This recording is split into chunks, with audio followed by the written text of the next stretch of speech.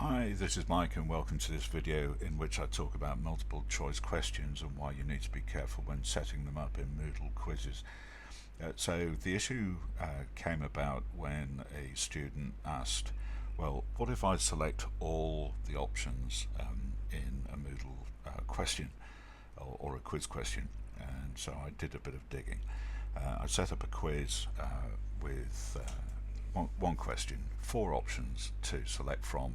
2 would be correct, being awarded 50% each. Incorrect questions would be 0%, and then I tested the quiz by being the cheating student by selecting all the answers, and I was a bit surprised on what occurred, because here's the question. I selected all the options and Moodle marked me 100% correct, which is not ideal. So that I tried it again, another question with 4 options, 2 correct, gaining 50%, and incorrect this time minus 50%, and I selected 3 answers, so let's see what occurred. This time Moodle gave me 50% of the marks and marked me partially correct.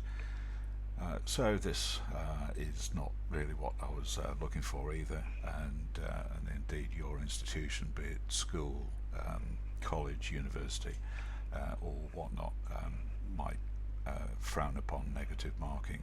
So I think the way forward on this to stop any potential student cheating is to purely rephrase the question. So what I did was set up another question, 4 options, 1 correct, gaining 100% score, and any incorrect with 0, so there's no negative marking. I tested the question by selecting 1 correct answer, but note that in the settings of the particular question I selected 1 answer only instead of the multiple choice. So that's important. So let's see what happened. I could only select 1 because it used the radio buttons instead of select buttons, and I chose the correct answer and Moodle marked me correct, which is exactly what I expected the question to behave like. So I think the way forward is just be very, very careful when you're setting up multiple choice questions.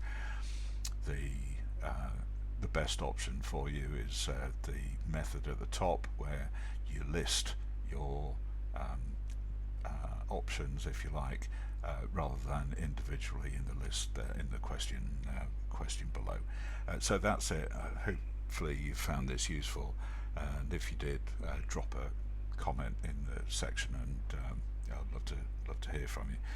So that's it. Thanks for watching. Happy Moodling.